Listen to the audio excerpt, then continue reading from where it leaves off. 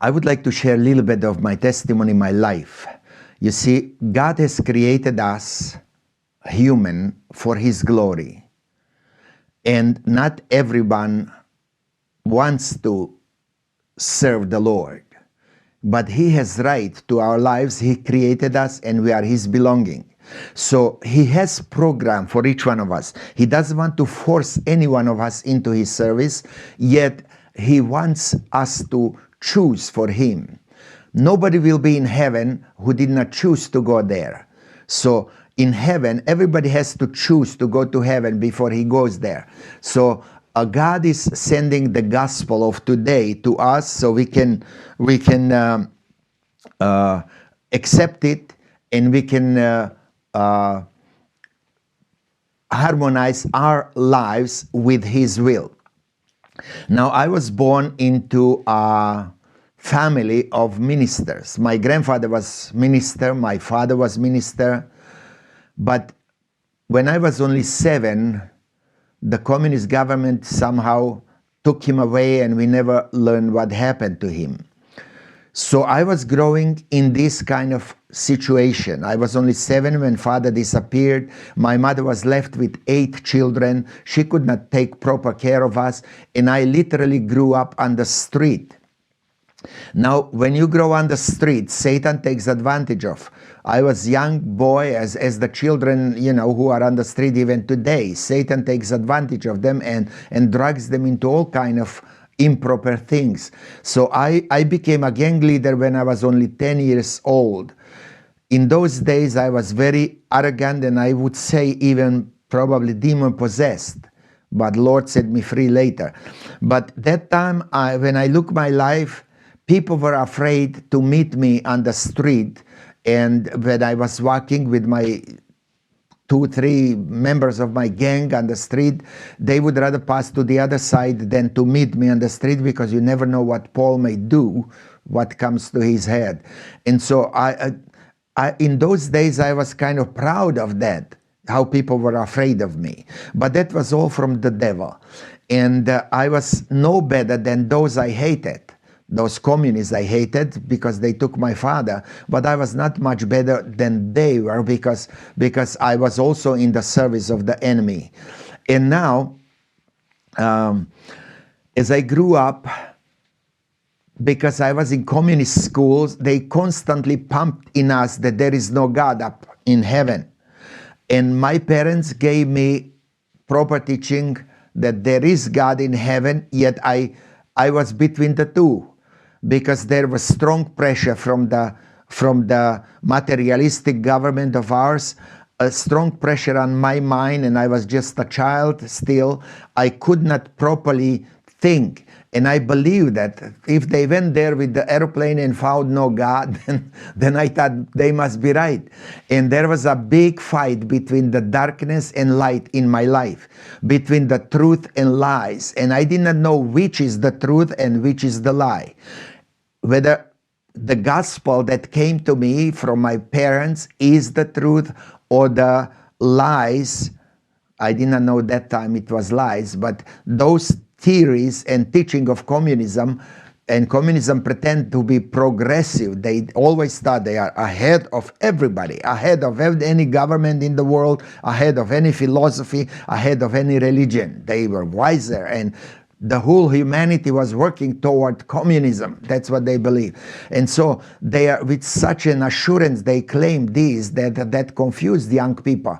And I was one of those young people who was confused. And there was terrible war inside of me. Darkness and light was fighting, and that made my life miserable. I was not settled. I had no peace. And I had fears and all kind of things. On the surface, I was macho. I was a gang leader, and people were afraid of me, but I was afraid myself. I had fears which I would not demonstrate. I was like a tiger, but tiger which doesn't have teeth. and all this confusion was so heavy on me that I could not sleep in the nights. In the nights I had problem to sleep. And what if God really exists? And this fear of hell, I knew about hell. What if it's true that hell exists? And I am not ready. I knew I am not ready. If there hell exists, I'm not ready for heaven. I will go there. And so there was a fear. Now, which is right? Teaching of Christians or teaching of communists? And that war was in me fighting. Light and darkness were fighting in me, and my life was miserable. One night I came from the dance home to my place, and that war was so strong in me that I said, I cannot go like this anymore. Something has to happen. I have to make sure to know whether there is God or not. If there is God, I will serve him, but not serve him just like, dime a dozen Christians, that's what I put it. And I would like to serve him like Joseph, like David, like Moses, like other servants of God with all of my heart, if God exists. If not, I continue as it is, without purpose, living without goal, without purpose, without any, because I thought life is just a burden. So who cares if I die tomorrow? If communists catch me, with my gang, we used to burn the communist farms, and we waged our own war against communism. And so as we were waging that war, somebody said, if communists catch you, you will be killed. And I said, who cares? Life has no purpose anyway, and so if I die, I die. Everybody has to die sometime. So if I die, I die. And so I was very confused, and I did not care if something happened. And this night, as I said, when I came home, I was all scared, confused, and I said, I have to make sure to see whether God exists or not. So I kneeled down on my knees and lifted my hands up, and I started praying, God, if you are in heaven, reveal yourself to me, because I want to serve you if you exist, and I want to serve you not just like any other Christian. I want to serve you with the whole of my heart, with the whole life, every fiber of my life, everything. I would like to serve you if you exist. If not, I continue purposelessly living on this earth. And as I had my eyes closed and my hands up, Satan whispered into my ears, and Satan said, what if God is not in heaven? Nobody is in heaven, and you are lifting your hands and you are praying into emptiness, into nothingness. You look so stupid doing that. And I did not care what Satan think or say. I just wanted to know the truth. And I continue praying, and as I pray with my eyes closed, suddenly a light came, light into my room, such strong, and I saw it with my eyes closed. I saw the light, and then Jesus appeared. Now my eyes were closed, but spiritually, in the spiritual world, you don't need these physical eyes. In spiritual world, you see yourself, you see with the spirit, with the inner eyes, you can see. And I saw Jesus. He did not say a word, but he walked toward me, came and lay his hand.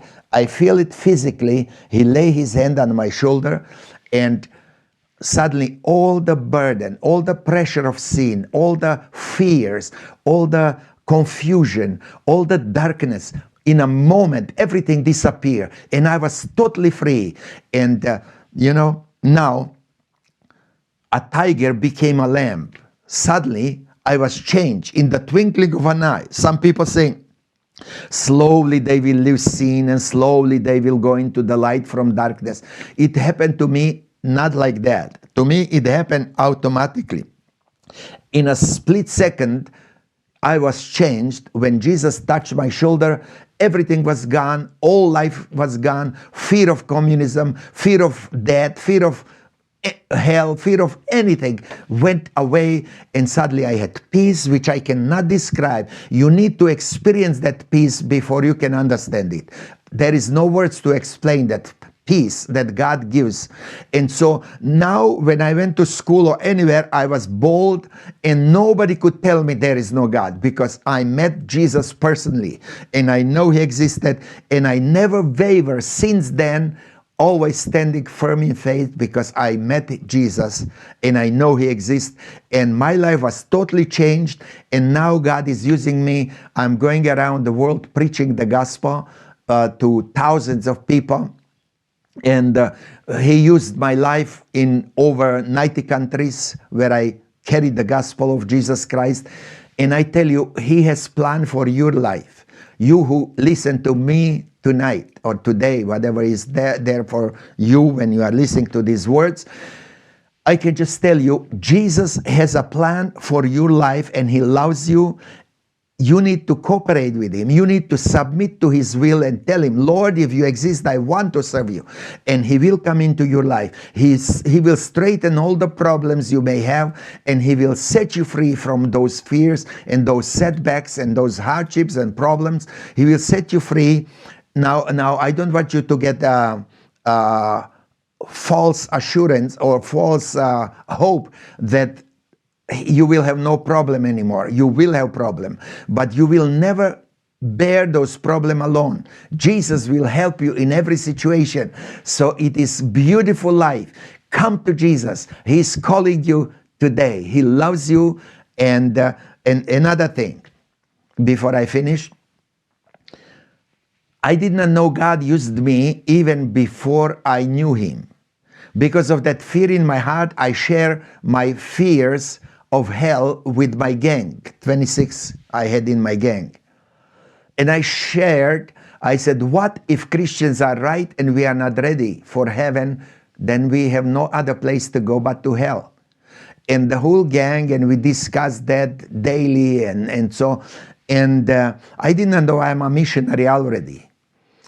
When I accepted the Lord, when I met him that night, next day I called my gang and I said, choose a new leader because I met Jesus yesterday. I was on my knees and he came to me and touched me. He changed my life. So choose new leader for your gang because I'm resigning from being your leader. And you know what happened? All of them except one so far. As far as I know, that one never accepted Jesus, but I don't know because it could have happened that he accepted the Lord in my absence because I'm not in Europe anymore where I grew up. But except that one, the whole gang turned to Jesus to serve the Lord as a result of my missionary work before I knew Jesus. You see how marvelous God is. And you know what? Those young people who were in my gang, they are now leaders in different evangelical denominations, in Nazarene Church, Brethren Church, Baptist Church, Pentecostal Church. They are leaders in those churches now. And it's amazing what God can do with your life if you bring it to his feet and say, here I am, Lord. I want to serve you.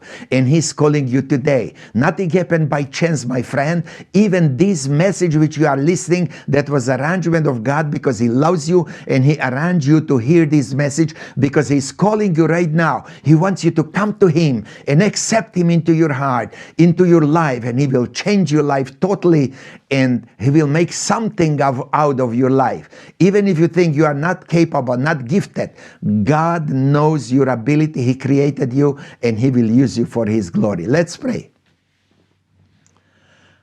Heavenly Father, in the name of Jesus, your Son and our Savior, I'm coming as your servant. I'm coming to you, and I pray that everyone that is under the voice of my speaking right now, everyone that heard this message, that your Holy Spirit would remove the veil from their eyes and make them see your love, your goodness, your greatness, Lord.